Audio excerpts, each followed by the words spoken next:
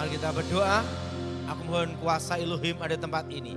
Curahkan hujan keselamatan, hujan pertobatan, hujan kuasamu. Lihat kami semua Tuhan. Berkati firman-Mu, berkati kami semua. Dan nama Yesus dimuliakan dalam hidup kami semua. Yang percaya katakan amin. Silakan duduk. Shalom. Saya mau tanya, siapa yang sudah beli emas? Angkat tangan. Waduh. Yang sudah beli emas harus ingat saya dan Ibu Nani. Komisi 2%. Aduh. Hari ini adalah kenapa Elohim datang ke dalam dunia. Karena bulan depan kita Natal, betul? Kenapa Elohim datang ke dalam dunia? Mari kita buka Alkitab kita dalam Injil Yohanes pasal 1. Hari ini kita membahas juga tentang tahun depan akan terjadi tahun yang berat. Dan apa yang saudara lakukan untuk tahun depan? Injil Yohanes pasal 1 ayat 10 sampai dengan ke-14. Saudara yang ganjil, saya yang genap. Injil Yohanes pasal 1 ayat 10 sampai dengan 14. Ia telah ada di dalam dunia dan dunia dijadikan olehnya, tetapi dunia tidak mengenalnya.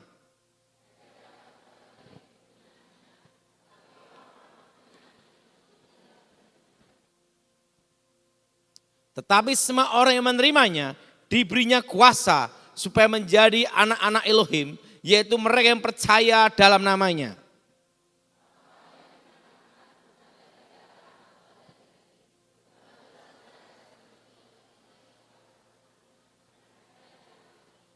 Firman itu telah menjadi manusia dan diam di antara kita.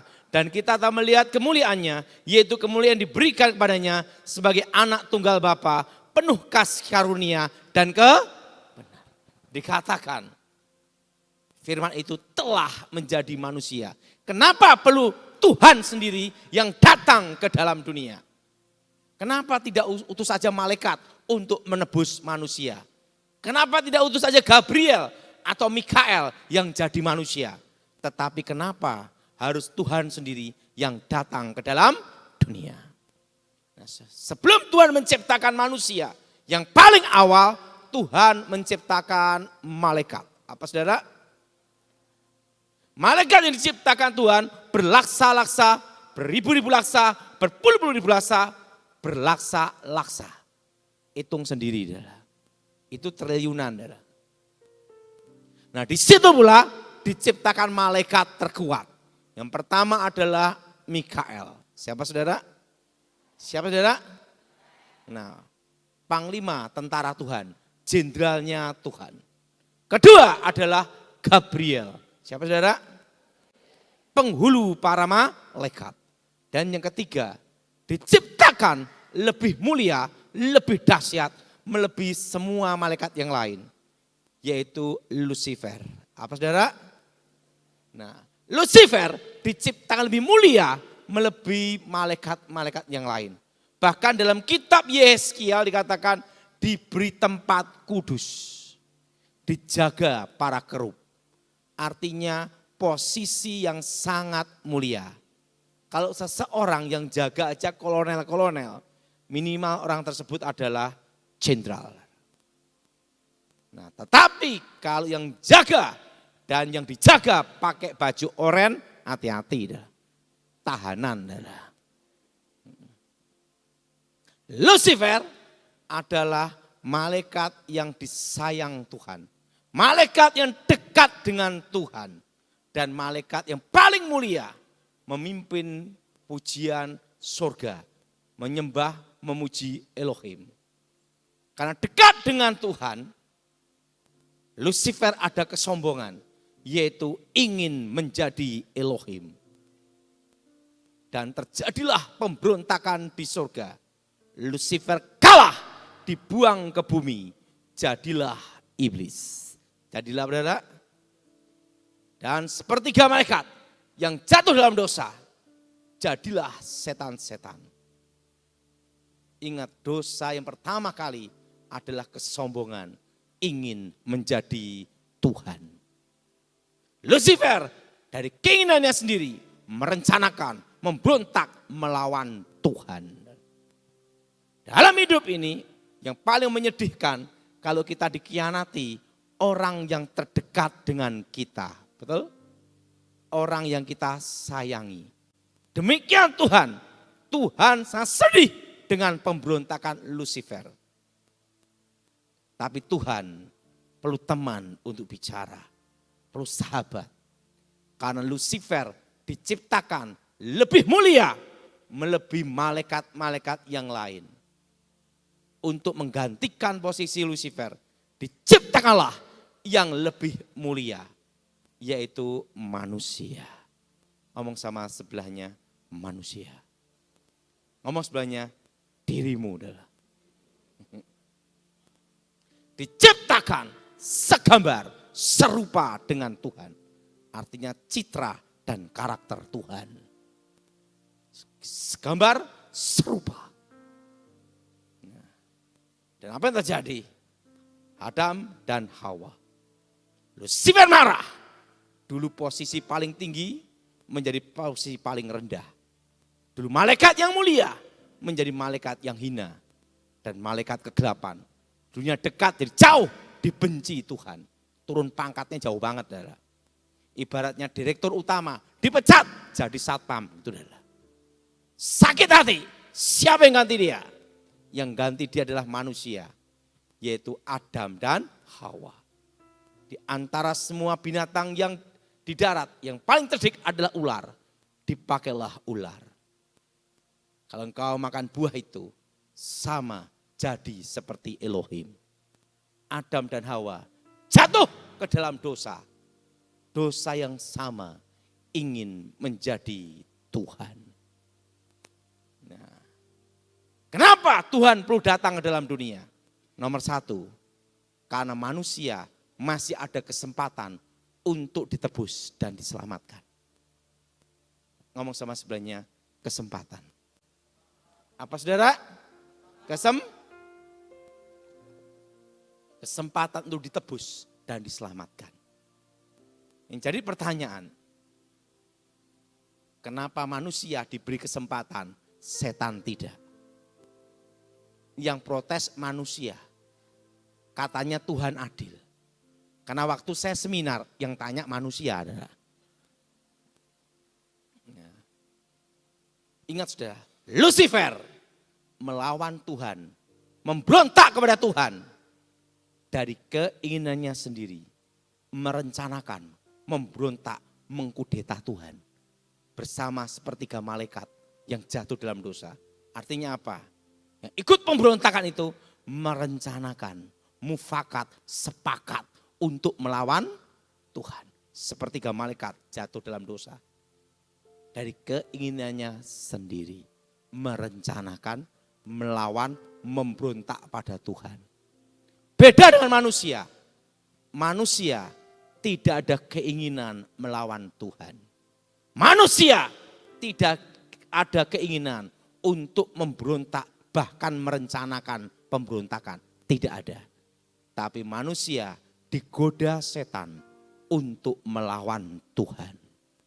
Kasus pembunuhan berencana, hukumannya lebih berat.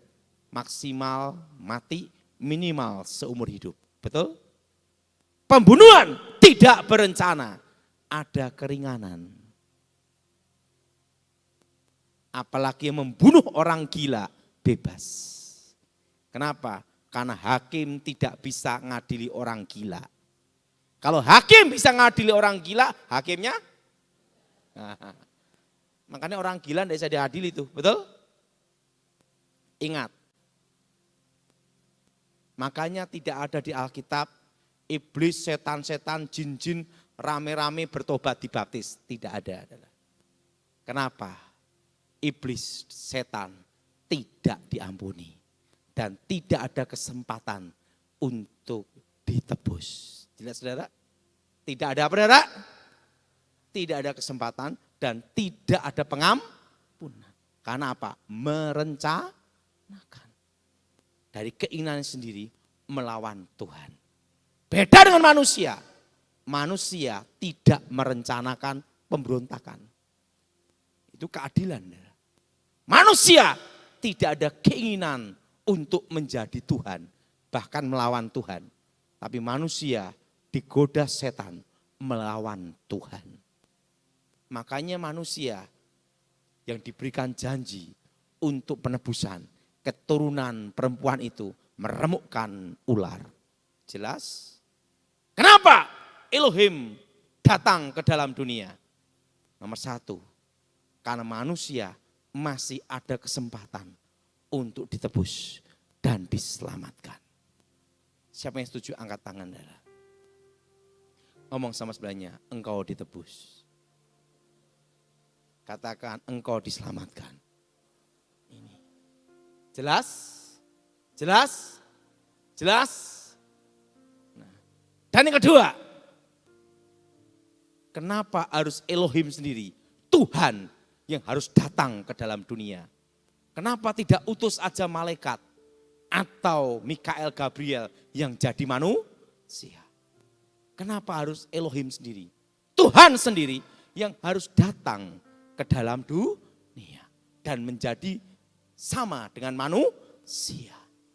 Merasakan sakit, merasakan kedinginan, merasakan lapar. Betul? Kenapa dia harus datang ke dalam dunia? Kenapa harus datang ke dalam dunia? Untuk merasakan lapar, sakit, sedih, kecewa, dan menangis. Betul? Yesus juga menangis, saudara. Betul? Yesus juga merasakan kesedihan. Dan sama seperti manusia. Kenapa tidak utus aja malaikat yang jadi manusia? Kenapa? Karena manusia diciptakan sama Tuhan. Segambar, serupa dengan Tuhan. Artinya apa? Tidak ada yang lebih mulia melebihi manusia kecuali Tuhan sendiri. Ngomong sama sebelahnya, engkau mulia. Amin. Karena apa? Sudah segambar, sudah serupa. Untuk menebus itu harus posisi lebih mulia. Lebih berharga. Yang bisa lakukan itu hanya Tuhan sendiri. Kenapa dia datang dalam dunia? Karena tidak ada yang lebih mulia melebihi manusia kecuali Tuhan sendiri. Kenapa dia datang? Jadi seperti kita. Untuk menebus manusia harus jadi manusia. Bukan kambing. Seperti yang saya makan tadi siang ya. Kenapa?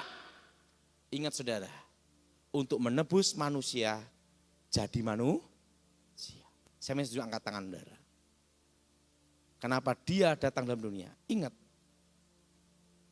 karena dia adalah kudus, dia Tuhan, dia sang pencipta. Dan tidak ada yang lebih mulia melebihi manusia kecuali dia sendiri. Maka Allah sendiri yang datang ke dalam dunia menjadi manusia. Dan diam di antara kita. Amin. Amin. Tepuk tangan untuk Tuhan kita. Dan ingat, Yesus itu adalah Alfa dan Omega. Ingat, saya beritahu rahasia penting saudara. Yesus adalah Nabi terakhir. Kenapa Nabi terakhir? Yang datang kedua kalinya di hari kiamat itu Yesus, saudara. Tepuk tangan Tuhan kita lah. Bukan Nabi pertengahan, saudara. Tapi Nabi terakhir. Kenapa Nabi terakhir? Ingat, Alkitab berkata, dia akan datang kedua kalinya. Berarti apa? Ingat, Yesus adalah Nabi, Raja, hamba Elohim, dan dia adalah Tuhan. Dan anak manusia. Siapa Nabi terakhir? Yesus. Buktinya apa? Dia datang untuk kedua kalinya adalah. Teman-teman untuk Tuhan kita. Jadi tidak usah berdebat sama siapapun. Ngomong aja. Siapa yang akan datang di hari kiamat? Siapa yang akan datang untuk menjemput umatnya? Siapa yang akan datang untuk menghakimi seluruh dunia? Siapa? Nabi terakhir, Yesus. Maka Alkitab berkata apa? Firman adalah Allah. Allah adalah firman. Dan firman itu bersama-sama Allah. Dan firman itu adalah Allah. Dan diam di antara kita. Artinya dia adalah Alfa dan Omega. Dia mengawali, dia mengakhiri. Dia menciptakan dan dia akan datang kedua kalinya. Jadi saudara di debat sama orang yang datang di hari kiamat mengadili umat manusia. Bukan Yusuf, bukan Daud, bukan Zakaria, tetapi Yesus sendiri. Hakim di hari kiamat dan nabi. Kenapa dia bisa dihakim? Karena dia sudah merasakan bagaimana jadi manusia. Bagaimana mengadili manusia kalau tidak pernah jadi manusia. Yang protes manusia, kamu kan tidak tahu bagaimana rasanya sakit. Kamu bagaimana tahu rasanya dikhianati. Bagaimana kamu tahu rasanya bagaimana engkau dijual. Ingat, Yesus dijual 30 keping perak, betul? Bagaimana tahu rasanya kalau dikhianati orang terdekat? Bagaimana tahu kalau dicemooh, diludahi? Ingat, dia hakim. Dia harus merasakan semua yang dialami manusia. Seorang hakim mengadili manusia karena hakimnya manusia, betul? Yesus hakim yang adil, hakim seluruh dunia. Tidak ada yang bisa protes. Kenapa? Dia berkata, karena aku pernah menjadi manusia. Betul? Bagaimana merasakan jadi manusia. Makanya Elohim, dia anak manusia, hakim yang adil, nabi terakhir. Saya mau tanya, siapa nabi terakhir? Apa buktinya? Dia akan datang di hari bukan di pertengahan, betul? Betul? Siapa yang setuju angkat tangan adalah? Teman-teman Tuhan kita. Ingat, nabi terakhir buktinya apa? Dia datang mengakhiri. Dan tidak ada yang bisa protes. Kenapa? Dia pernah jadi sama seperti Makanya Elohim datang ke dalam dunia. Kenapa? Karena tidak ada yang lebih mulia melebihi manusia kecuali dia sendiri. Sang pencipta. Amin. Amin. Dan yang ketiga, dan mereka yang menerimanya diberinya kuasa untuk menjadi anak-anak Elohim. Di Alkitab ada dua, anak-anak dunia dan yang kedua, anak-anak Elohim. Betul? Penguasa dunia ini sementara waktu, seizin Tuhan adalah setan. Ingat, penguasa dunia ini sementara waktu, seizin Tuhan adalah siapa, saudara? Setan. Ngomong sama sebelahnya, kamu bukan setan. Ngomong sebelahnya, maka kamu bukan penguasa dunia.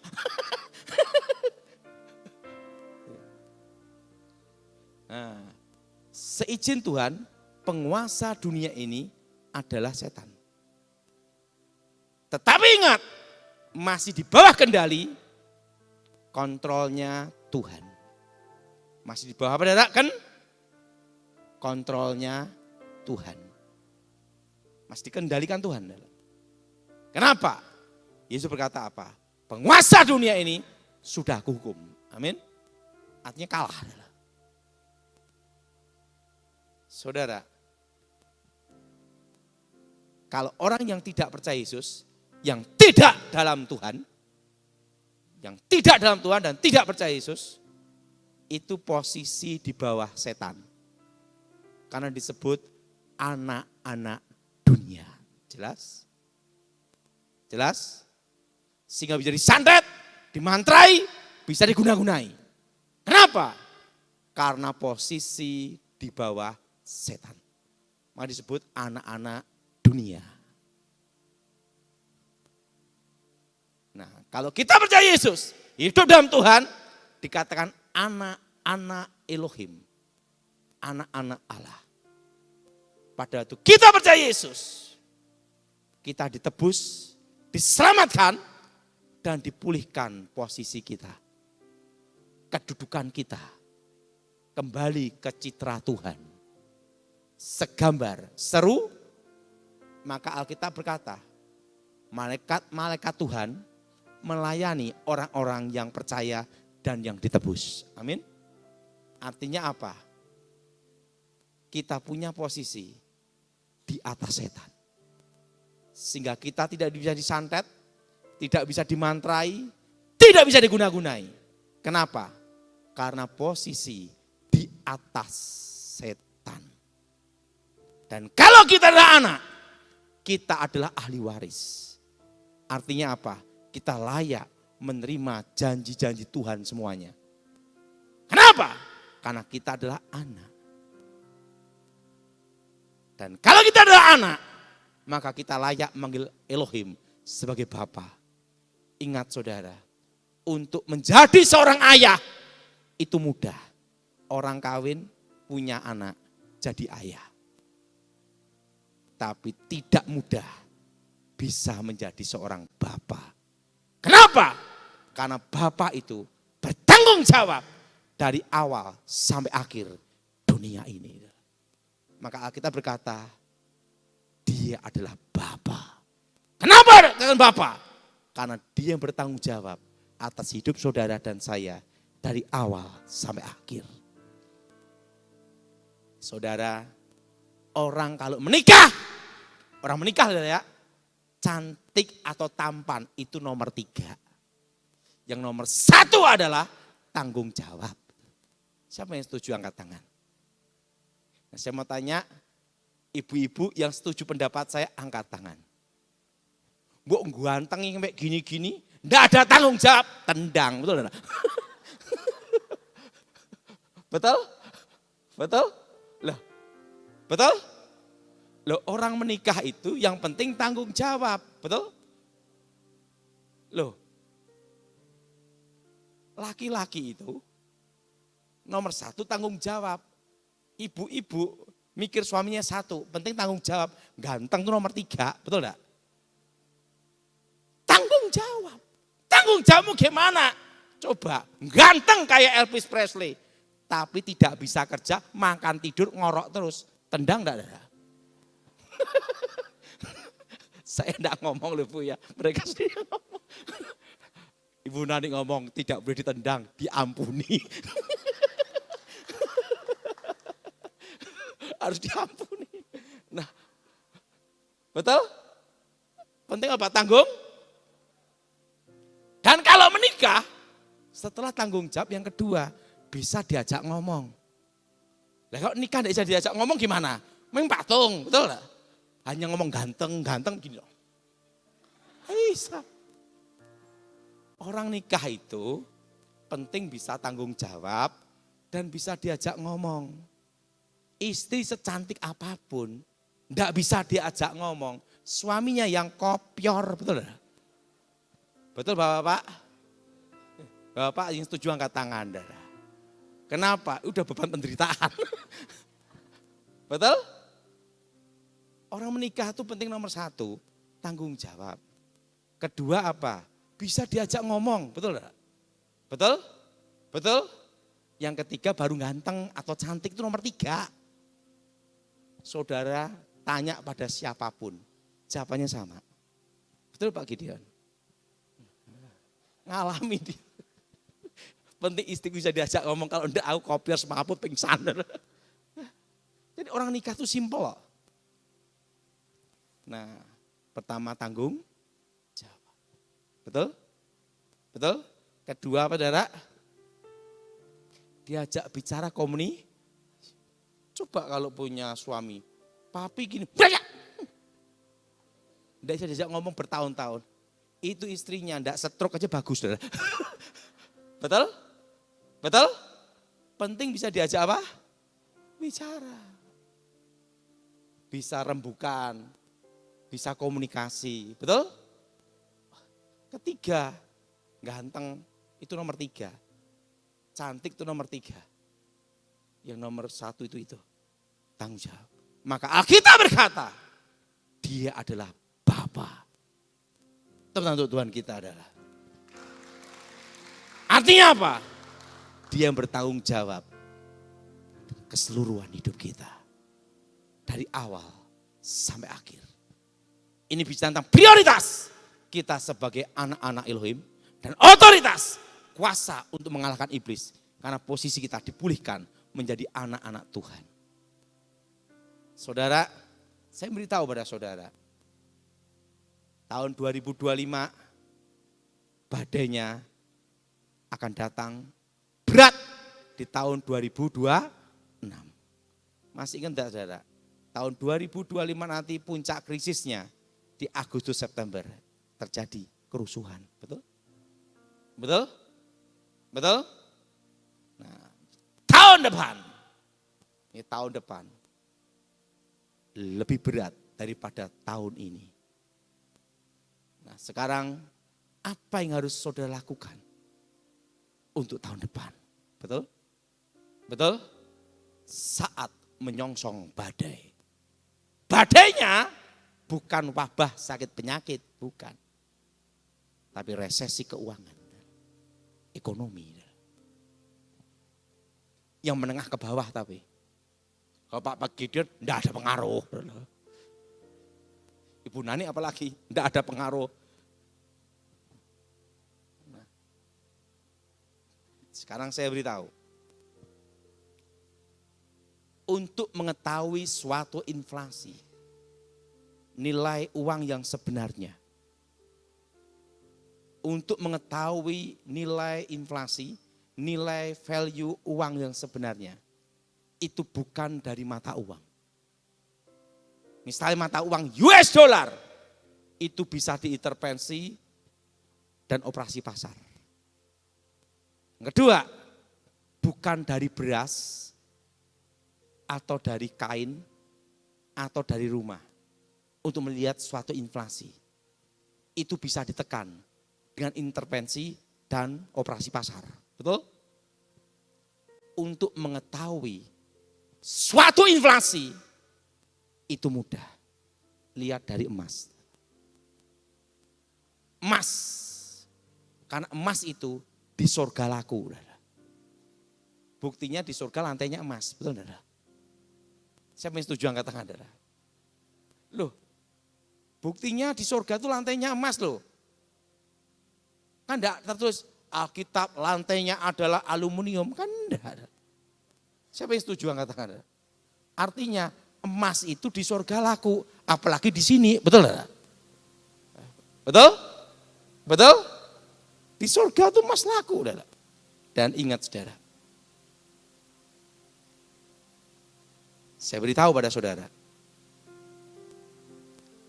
tentang terjadi perubahan 6-7 tahun lagi. Sudah boleh tulis dan catat itu.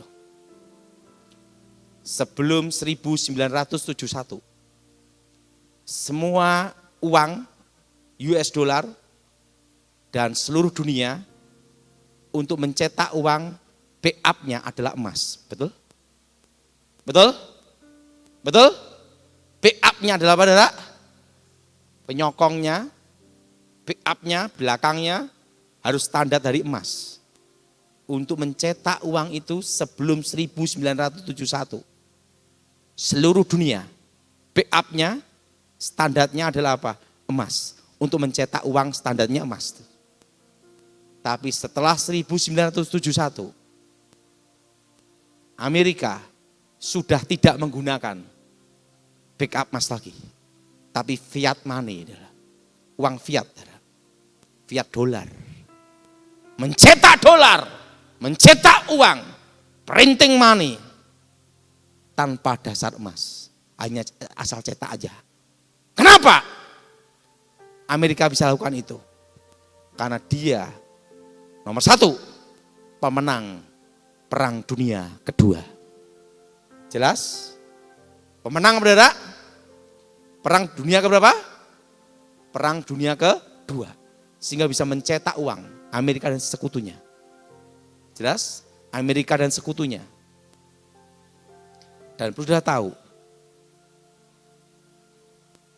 Amerika adalah yang punya cadangan emas terbesar di dunia. Dasarnya apa? Ini penjelasannya. Indonesia dijajah Belanda. Emasnya dibawa kemana? Ke Belanda, betul? Belanda diinvasi sama Jerman. Emasnya dibawa Jerman, betul? Jadi emas-emas Indonesia dibawa ke Jerman. Jerman diinvasi sama sekutu Amerika dan Inggris. Emasnya kemana? Amerika. Makanya dia pemenang Perang Dunia Kedua. Karena apa? Cadangan emas terbesar. Jelas? Jelas? Irak invasi ke Kuwait. Emasnya dibawa semua ke Irak. Betul? Irak kalah sama Amerika. Emasnya dibawa Amerika. Emasnya Kuwait dan emasnya Irak semua dibawa. Makanya cadangan emas terbesar di dunia adalah Amerika. Nomor satu itu. Dan yang kedua, Amerika menguasai apa? Ingat, minyak dunia. Energi. Siapa memegang energi, dia memegang dunia. Timur Tengah, minyaknya dikuasai Amerika. Dikuasai apa, saudara? Amerika. Buktinya apa? Harga minyak dunia tergantung ditulis apa? Per barel, dolar. Betul? Dolar? Kenapa? Karena Amerika yang mengendalikan energi, sumber energi, minyak dunia. Tapi terjadi pergeseran semuanya. Ingat, saudara. Terjadi apa, saudara? Terjadi apa? Pergeseran. Dari energi minyak fosil, nanti 6-7 tahun lagi berubah ke listrik. Artinya apa? Negara-negara sudah tidak mau dikendalikan, dikontrol oleh Amerika yang mencetak uang tanpa dasar. Jelas? Jelas? Jelas? Jelas? Artinya apa? Saat ini mobil-mobil, bensin sama listrik. Listrik sudah mulai menguasai. Betul? Makanya Amerika dulu, dia mencetuskan mobil listrik. Tapi mencegah mobil listrik. Kenapa? Dia tahu bisa menggeser posisinya dia. Itu perang dagang. Sudah tahu, 6-7 tahun lagi akan terjadi pergeseran. Dari fosil ke energi listrik. Jelas? Jelas? Jelas? Dan berikutnya apa lagi? Yang kedua ada lagi, saudara. Utang Amerika sudah melangit banyak sekali. Triliun dolar. Karena mencetak uang tanpa dasar. Untuk menjaga kestabilannya, untuk membayar utangnya, bagaimana caranya Amerika? Menaikkan harga emas. Maka emas nanti naik terus. Pokoknya nanti di tahun 2035, emas tembus 5 juta. Berapa, saudara? Yang dengarkan khotbah saat ini harus ingat saya, komisi 2%. 5 tahun lagi, berapa, saudara? Bukan 5 tahun, tapi berapa? 10 tahun lagi, emas berapa? 5 juta. Dan rentang tahun 2025 sampai 2030, emas akan tembus 3.250.000. Kenapa harga emas itu? Ingat, saudara, yang tidak bisa diintervensi oleh operasi pasar apapun, di pasar modal ataupun pemerintahan, hanya satu, harga emas. Saudara, untuk tahu inflasi di kerajaan komunis, republik sosialis itu mudah. Nilai mata uangnya, inflasinya berapa itu kelihatan. Emas tahun 2020 aja berapa? 2025 berapa? Itu ketemu angka inflasinya. Jelas? Jelas? 2020 emas harganya berapa? Berapa? Berapa? Berapa? Berapa? Dihitung aja lah, biar di fullkan sekalian. 800. Baik hati kan? 800.000, betul? Itu tahun 2020. Tahun 2025 berapa? 2.300.000. Betul? Berapa? 2.300.000. Naiknya berapa persen? Hitung sendiri. Kalau saudara nyimpen uang di bank,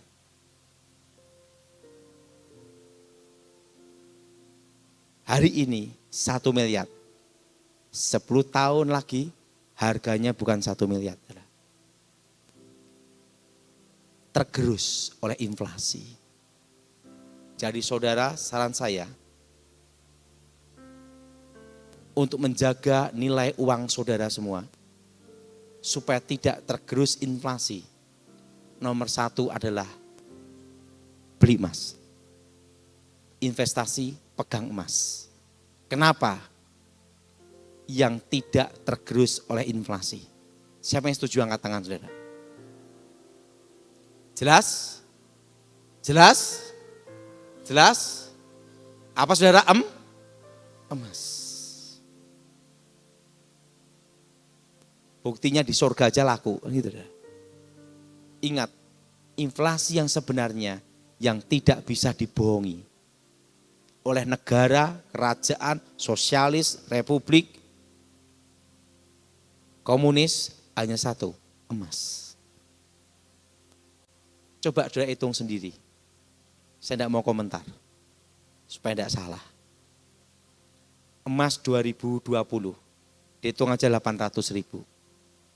Sekarang 2.300.000, kurun 5 tahun. Berarti inflasinya berapa? Hitung sendiri.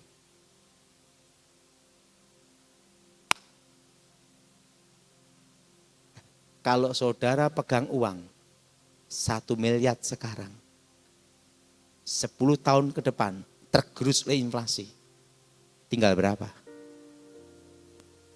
Makanya saudara, untuk menjaga nilai uang saudara, emas. Jelas? Safe haven. Cash flow, jual cepat. Jelas? Jual apa? Jual apa? Cepat, itu emas. Emas dimanapun diterima. Betul? Betul? Dan yang tidak tergerus oleh inflasi. Tapi emas punya kelemahan. Tidak bisa bertumbuh, tidak bisa berbuah. Emas itu hanya disimpan. Betul? Betul? Untuk apa? Cash flow, kita perlu uang, jual. Nomor 1, emas. Kelemahannya itu, tidak bertumbuh, tidak berbuah. Betul? Kita pegang emas untuk apa? Untuk menjaga nilai uang kita supaya tidak tergerus oleh inflasi. Siapa yang setuju angkat tangan? Tapi emas fisik, jangan digital. Kenapa? Ingat, fisik. Apa saudara? Kedua, tanah. Tanah itu ada kelemahannya. Tidak bisa dijual cepat dan long time, jangka panjang. Tapi tanah punya kelebihan. Bisa dikembangkan, bisa berbuah, bisa bertumbuh. Buktinya apa? Kita nanam pohon, buahnya apa? Betul? Dan bisa menghasilkan, itu tanah. Untuk ruko, untuk bangunan, dikelola apapun, tanah bisa berkembang. Betul? Betul? Tapi belinya tanah harus tepat. Pinggir jalan, 2 mobil lewat, minimal itu. Pinggir kota kalau beli saudara, saya beritahu. Karena kota terlalu mahal. Jelas saudara? Yang kedua, saudara kalau beli atau simpan tanah. Siapa yang setuju angkat tangan saudara? Itu yang tidak tergerus oleh inflasi. Jadi kita ini, saya mau tanya, kalau kita beli tanah sekarang, 1 meter 5 juta, 5 tahun ke depan jadi 15 juta. Saya mau tanya, untung rugi? Yang ngomong untung angkat tangan. Salah. Tidak untung, tidak rugi. Kenapa? Inflasi, saudara. Betul? Bagaimana? Betul, Bu Nani? Inflasi, nilai uangnya yang turun. Betul? Betul? Betul? Saya setuju pendapat saya, angkat tangan, saudara. Coba, saudara beli tanah ini 5 juta. Oke, 5 tahun lagi naik jadi 15 juta. Untung apa rugi? Ya enggak untung, enggak rugi, saudara. Kan PBB aja kelihatan harganya, betul? Itu supaya apa? Supaya nilai uang kita yang saat itu kita punya tidak tergerus oleh inflasi. Jadi tujuan beli tanah, tujuan nyimpan emas harus image-nya dirubah. Bukan cari untung. Tapi supaya tidak tergerus oleh inflasi tahun demi tahun. Siapa yang setuju pendapat saya? Angkat tangan, saudara. Ngerti? Yang kedua. Dan yang ketiga, rupiah. Kita tinggal di Indonesia. Semua transaksi harus pakai apa? Rupiah. Jadi pegang uang cash tunai di rumah secukupnya. Dan di bank secukupnya juga. Kenapa? Ingat kejadian, uang di bank bisa hilang, betul? Betul? Betul? Jadi ini pesan untuk saudara semua, emas, tanah, 3 apa? Rupiah. Dan yang keempat, Pak, kalau emas yang punya duit, kalau kita ini yang setengah punya duit, setengah susah. Nyimpen apa? Yang keempat, perak. Perak batangan disimpan. Karena perak nanti di 2035 harganya lipat-lipat. Ingat Komisi 2. Jelas? Jelas? Jelas? Nah, bagi saudara setelah perak apalagi? Ngomong sama sebelahnya, tembaga. Kalau saudara punya uang, punya berkat, beli saham, bond, surat berharga, tembaga. Karena tembaga di masa depan akan menyalip perak. Kenapa menyalip perak? Karena 6-7 tahun lagi akan terjadi pergeseran energi fosil ke listrik. Perlu namanya penghantar listrik, tembaga. Dunia banyak memerlukan tembaga di 6-7 tahun ke depan. Jelas? Jelas? Jelas? Ya. Ingat, komisi berapa? Hah? Jadi ingat, 6-7 tahun lagi akan terjadi pergeseran. Dan sekarang sudah dimulai. Betul? Sudah di apa? Sudah dimulai.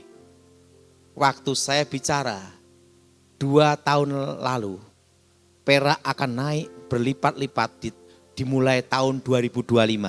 Tidak ada yang percaya. Bahkan saya dimaki-maki, dikata-katain macam-macam di netizen, ada bahkan bikin TikTok. Karena harga perak itu selama 10 tahun tidak pernah naik. Kan itu dah. 2 tahun yang lalu saya bicara perak akan tembus. Naik, mulai naik berlipat itu di 2025 sampai 2035. Sekarang naik berapa persen? 100%. Betul? Betul? Betul? Lipat kan? Dari berapa? Dan sekarang waktu itu 2022, saya beritahu, kita mengalami inflasi semua. Puncaknya di tahun 2026. Dan waktu itu saya beritahu, semua suruh nyimpan emas. Karena nanti di tahun 2025, emas akan tembus 2 juta. Ya masih ingat pesan Tuhan untuk saudara semua di tahun 2022, angkat tangan saudara. Itu 2022 itu saya bicara. Tembus, sekarang 2.300.000. Nanti 2030, tembus 3.250.000. Makanya saudara semua, saya suruh semua nyimpan emas walaupun 1 gram. Masih ingat? Nah, nanti yang akan menyalip adalah apa? Tembaga. Langsung. Sudah punya berkat, uang, tenang aja. Simpen apa? Tembaga. Surat berharga yang berhubungan dengan tembaga. Karena nanti dunia lebih memerlukan tembaga daripada perak. Jelas? Jelas? Jelas?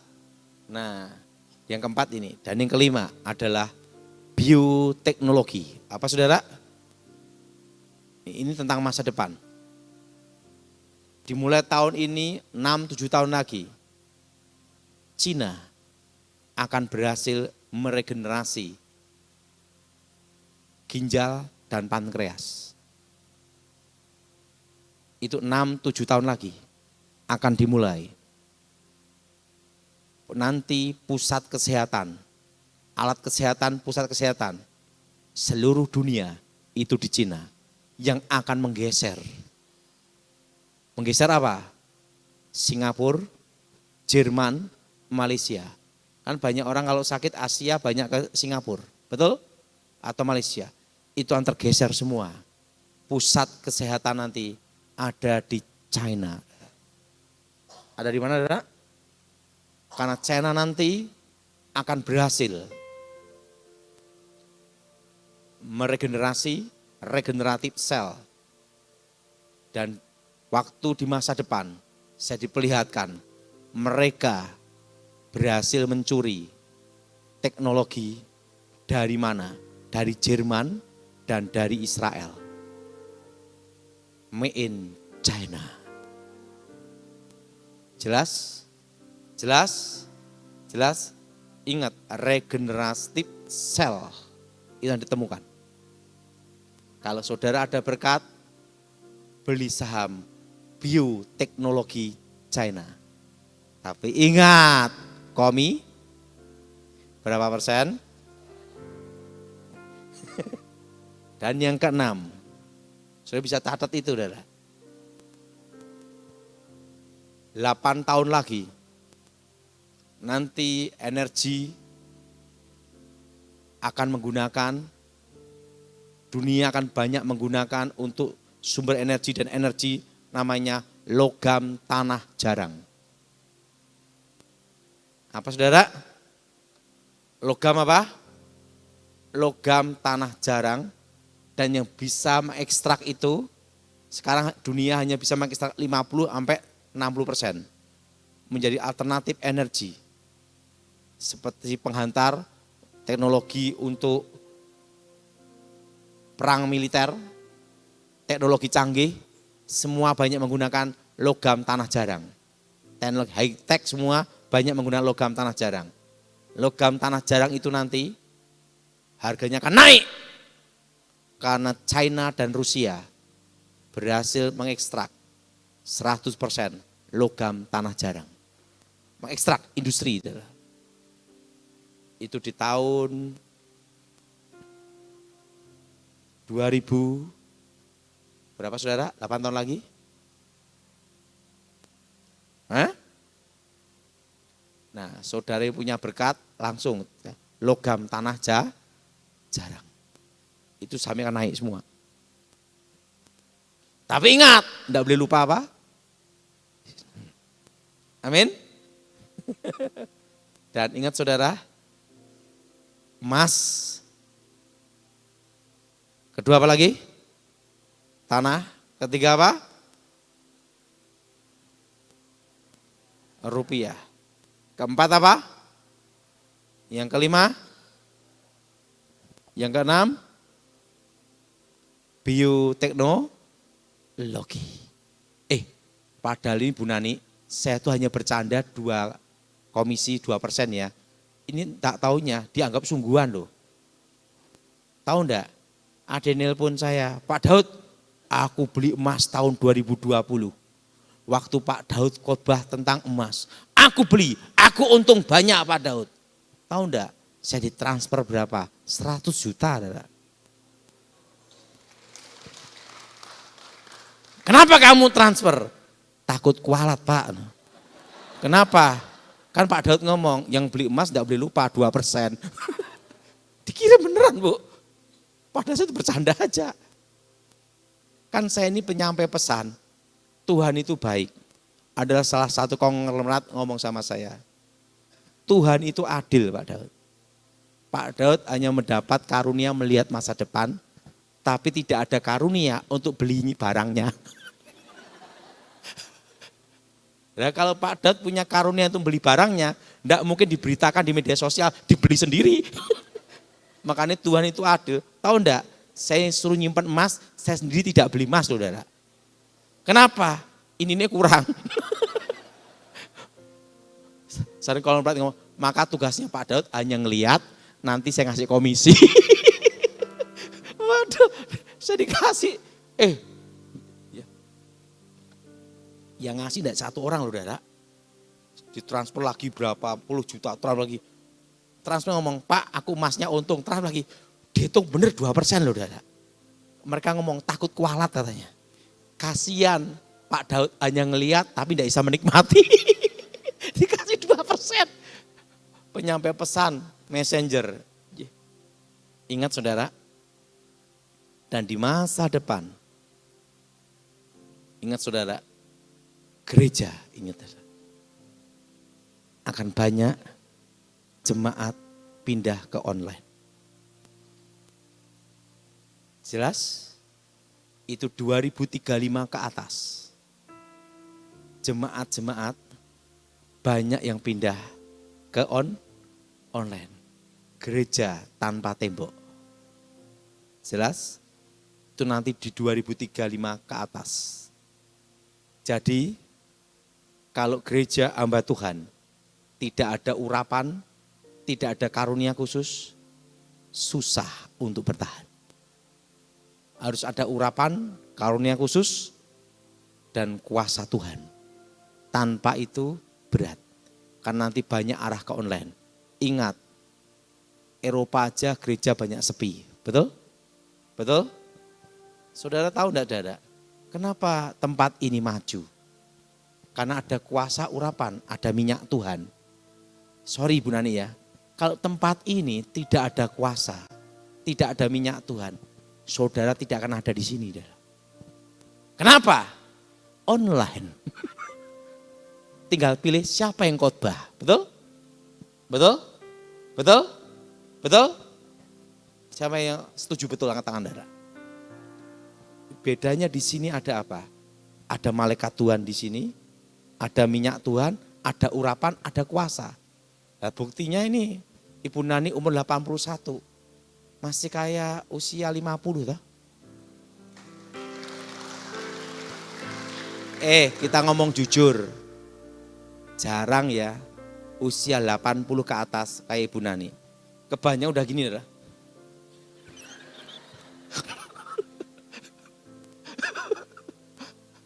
Atau udah gini.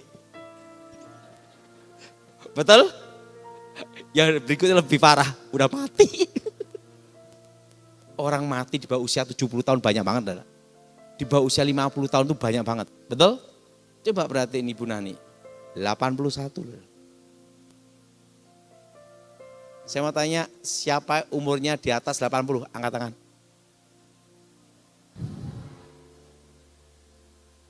Itu ya? Hah? Kakaknya? Jarang.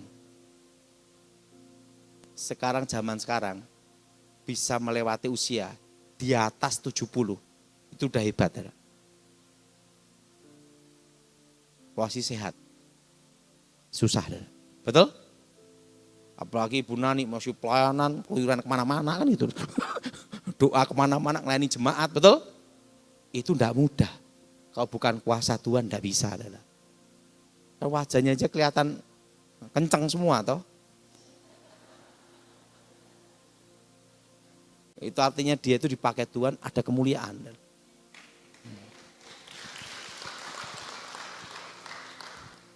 Ingat waktu saya merhatiin ya, kita ngomong sendiri ya.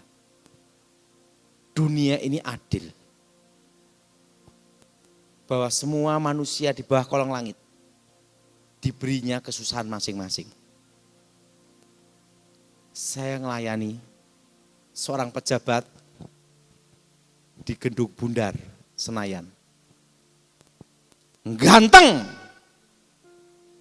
kaya raya, pejabat, punya power, kuasa. Hebat enggak? Udah ganteng, kaya raya. Duit banyak, ganteng, pejabat punya kuasa. Istrinya cantik, kaya raya, businesswoman. Kurangnya apa? Hanya satu mereka yang tidak ada, anak. Mereka tidak punya anak. Sampai bayi tabung, sampai macam-macam. Nggak bisa punya anak. Coba yang di desa, nggak usah mikir kayak anak mana terus.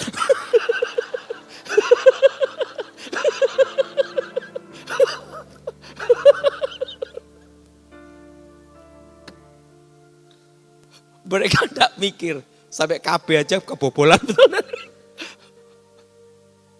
Saya lihat, kok beda, betul?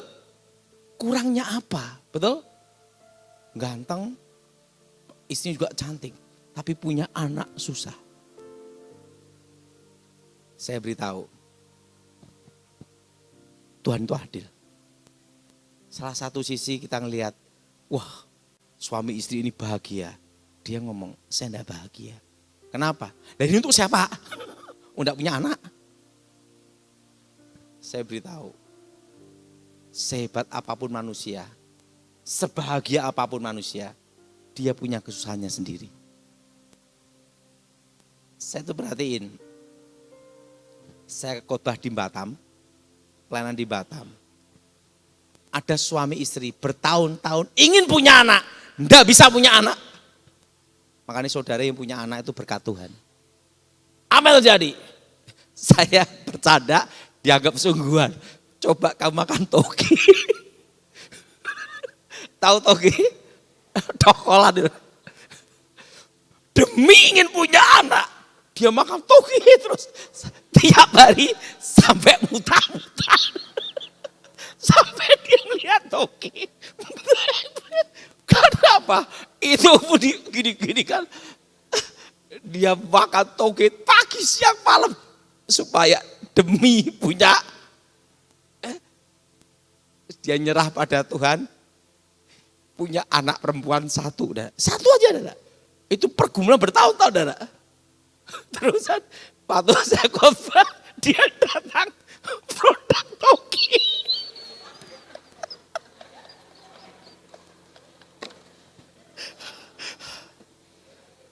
Bayangkan, demi punya apa, saudara? Anak. Artinya apa? Suami istri mapan semua. Makanya saudara, kita ini perhatiin, Tuhan itu adil. Betul? Betul? Yang setuju angkat tangan, saudara. Ingat bahwa Tuhan menjawab doa kita melebihi apa yang kita pikirkan. Tahun depan saya beritahu cara untuk bertahan. Saudara semua tahun ini yang punya utang-utang bank beresin dulu. Pak, kamu mau mengembangkan usaha gimana? Ingat, jangan buka cabang baru kecuali saudara beli tanah. Beli tanah oke. Kenapa? Menjaga nilai mata uang. Jangan buka bisnis baru dulu. Karena kondisi seperti ini masih sampai akhir tahun depan. 2027 ekonomi baru bergerak. Harga properti baru naik setelah melewati puncak inflasi. Tetapi ingat, Indonesia pulih itu masih tahun 2032. Ngomong sebelahnya 2032. Jelas? Jelas? Jelas? Jelas? Saudara, ingat, semua jemaat tempat ini stop nambah hutang. Apapun yang terjadi engkau bertahan. Yang sudah terlanjur hutang jangan nambah lagi. Bila perlu dilunasin. Sampai 2026. Jelas? Sampai berapa? Nah, kencangkan ikat pinggang. Hidup apa adanya. Jelas? Bertahan. Sampai tahun berapa? 2027. 2027 itu ekonomi baru bergerak. Baru bergerak. Tahun depan itu berat sekali. Dan ingat saudara, ini pesan yang saya sampaikan untuk saudara. Khusus untuk jemaat sini, tidak semua ya. Khusus jemaat tempat ini. Usahakan saudara, jangan bisnis yang berhubungan dengan subsidi atau sosial. Jelas? Jangan bisnis yang berhubungan dengan apa? Subsidi. Jelas? Maksudnya subsidi dari pemerintah. Khusus jemaat tempat ini. Usahakan jangan. Bisnis ya profesional aja. Dan yang kedua, nanti 3-5 tahun lagi akan banyak masalah yang berhubungan dengan koperasi.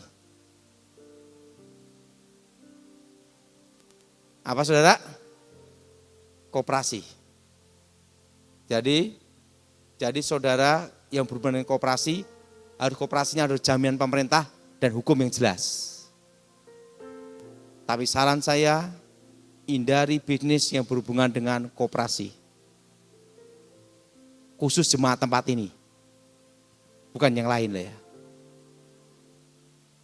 Nanti engkau akan tahu sendiri jawabannya 5 tahun lagi. Jadi jangan berhubungan bisnis dengan apa saudara? Subsidi. Siapa yang setuju angkat tangan saudara? Jangan. Karena nanti di masa depan itu banyak masalah. Khusus jemaat tempat ini. Subsidi sosial. Kan subsidi sosial saudara. Tapi ingat dari pemerintah loh ya. Nah, hindari bisnis yang seperti itu. Khusus jemaat tempat ini, bukan yang lain loh ya. Karena di masa depan akan banyak masalah. Dan yang kedua, koperasi. Khusus jemaat tempat ini. Kalau koperasi pun harus hukumi jelas. Payung hukumi jelas. Semua jelas. Karena nanti 5 tahun ke depan ke atas akan ada masalah di situ. Khusus jemaat tempat ini saya beritahu. Dan ingat, tahun depan resesi itu berat. Tapi jemaat jangan khawatir, khusus tempat ini aman semua. Kenapa? Tuhan adalah pengharapan kita. Kedua, Ibu Nani doa setiap hari untuk saudara semua. Maka jangan lupa ngasih komisi dia. Dan yang ketiga ada lagi, saudara. Kalau dia doakan di sini ada malaikatnya yang bagian nyampaikan langsung ke surga. Ada jalan tol untuk disampaikan. Nah, tiket tolnya enggak boleh lupa bayar ngasih ini. Hanya bercanda Bu Nani. Karena apa? Dia pendoa. Jadi saudara enggak usah khawatir. Ini nanti sudah bisa melewati semua. Ingat, khusus jemaat tempat ini. Bukan yang lain. Hindari bisnis apa? Jelas? Karena 5 tahun ke depan bermasalah. Kedua apalagi saudara? Koperasi. Karena di masa depan akan terjadi sesuatu. Khusus tempat ini. Nah, kalau koperasi ada hukum yang jelas, payung hukum yang jelas, dan dari negara payung hukumnya jelas, baru boleh. Kalau tidak ada payung hukumnya negara, jangan. Jelas, saudara? Mari kita berdiri saat ini. Yang minta didoakan silahkan maju depan. Lagu ini saya dapat itu tahun 2021. Tuhan memberikan langsung lagu ini, kaki rusa tadi.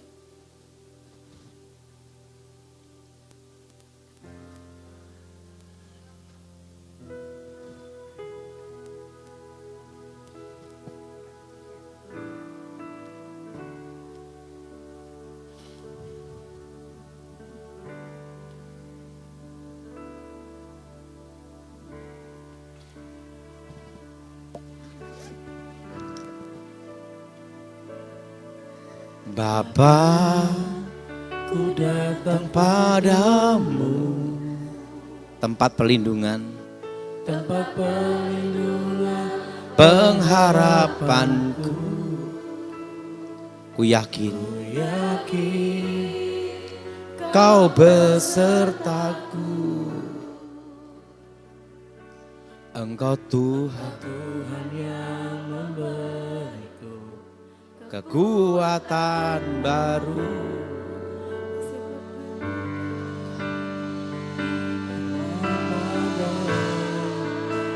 Seperti kaki terus mendaki di bukit batu.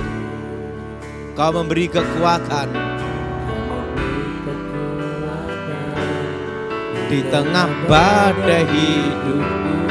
Ku yakin kau mengangkatku seperti raja wali terbang di langit biru.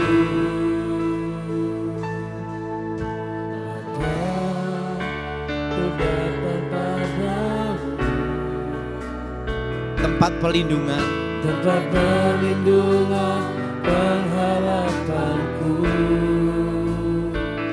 Ku yakin kau besertaku. Engkau Tuhan yang memberiku kekuatan baru. Kekuatan di tengah badai. Seperti kaki rusa. Angkat tanganmu berdoa. Mendaki di bukit batu. Kau memberi kekuatan di tengah badai hidupku. Ku yakin kau mengangkatku seperti raja wali terbang di langit biru. Seperti kaki rusa mendaki di bukit batu. Kau memberi kekuatan di tengah badai hidupku. Ku yakin kau mengangkatku seperti Raja Wali terbang di langit biru, seperti kaki rusa mendaki di bukit batu. Kau memberi kekuatan di tengah badai hidupku. Ku yakin Kau mengangkatku seperti Raja Wali terbang di langit biru.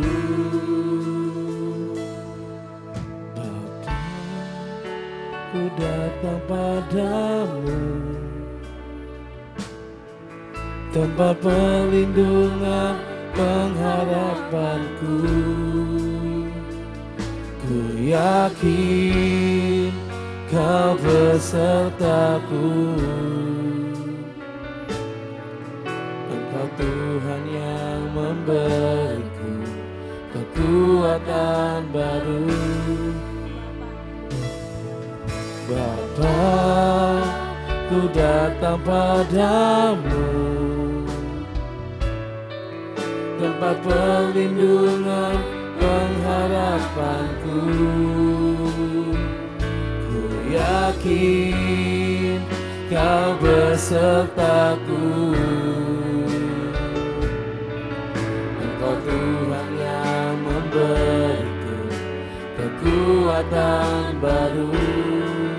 Kau beriku kekuatan di tengah badai, seperti kaki rusa mendaki di bukit batu. Kau memberi kekuatan di tengah badai hidupku. Ku yakin Kau mengangkatku seperti Raja Wali terbang di langit biru. Bapa, ku datang padamu, tempat perlindungan pengharapanku. Ku yakin Kau besertaku. Engkau Tuhan yang memberiku kekuatan baru. Kau beriku kekuatan di tengah badai, seperti kaki rusa menganggi di bukit batu. Kau memberi kekuatan di tengah badai hidupku. Saudara, ingat, badai apapun pasti kita bisa hadapi. Tuhan pengharapan kita. Tanya jawab boleh Bu? Siapa yang mau tanya? Silahkan. 5 pertanyaan. Oke. Ayo coba siapa yang mau ini, saya minta ya yang akan bertanya.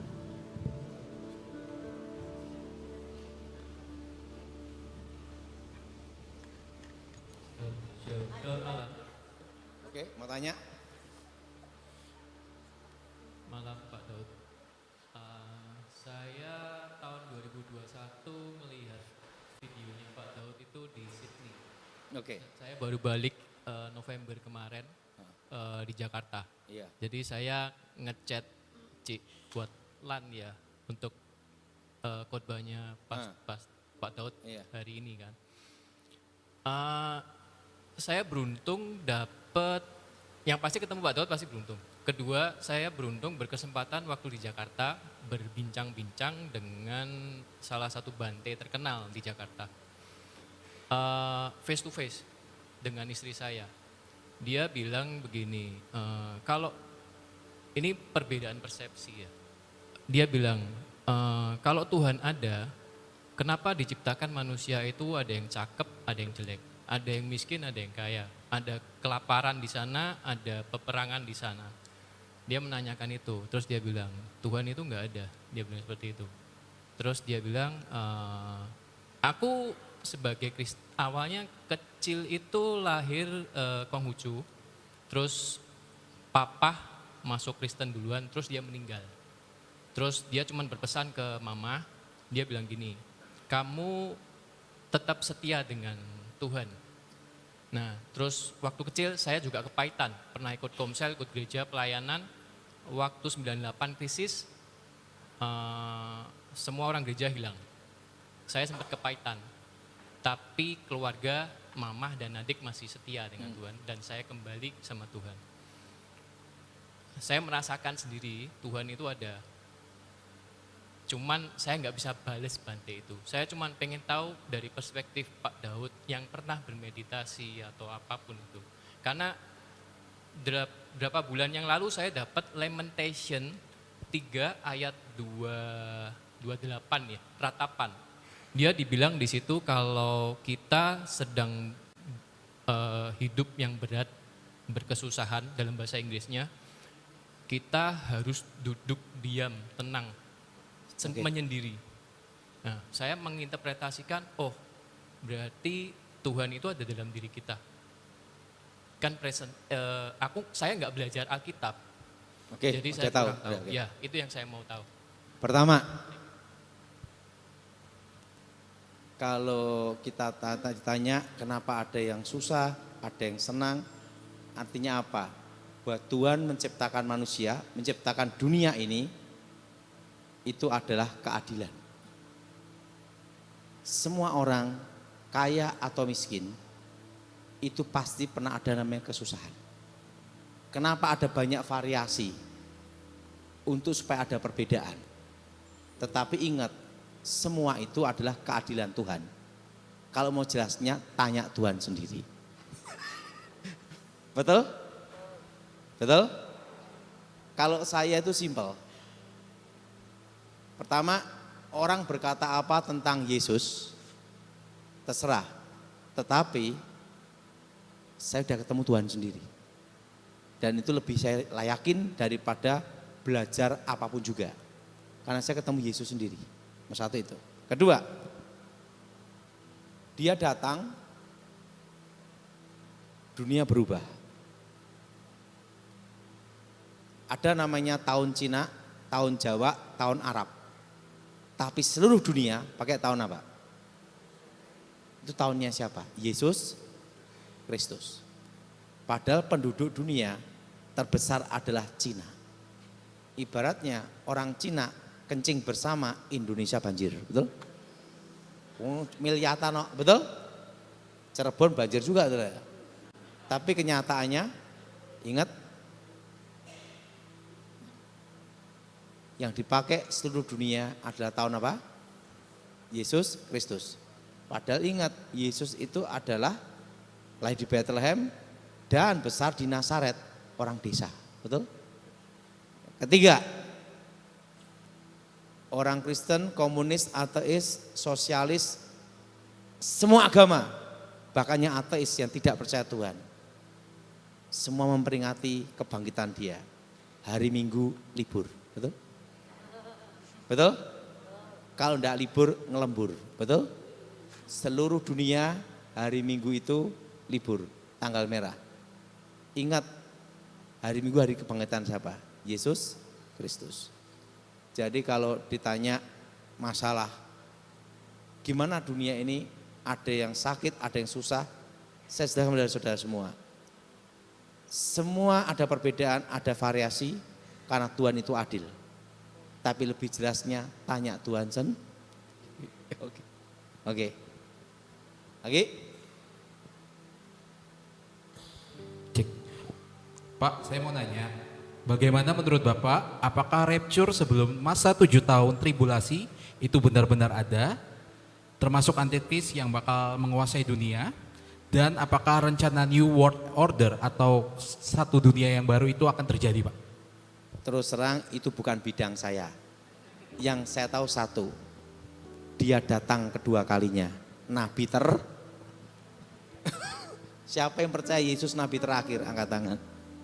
Kenapa buktinya? Dia datang yang terakhir, betul? Mengadili hari kiamat. Oke?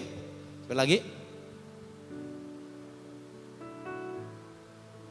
Dari yang online Pak.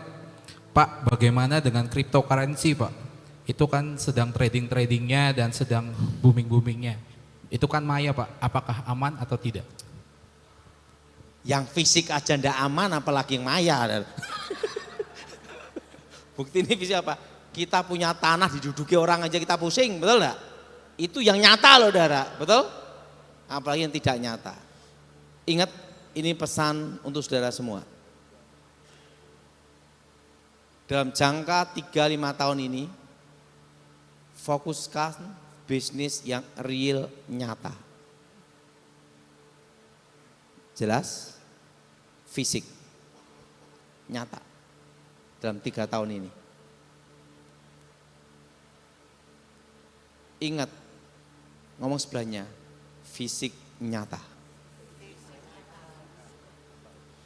Ingat, karena 3 tahun ke atas lagi akan ada perkembangan hacker.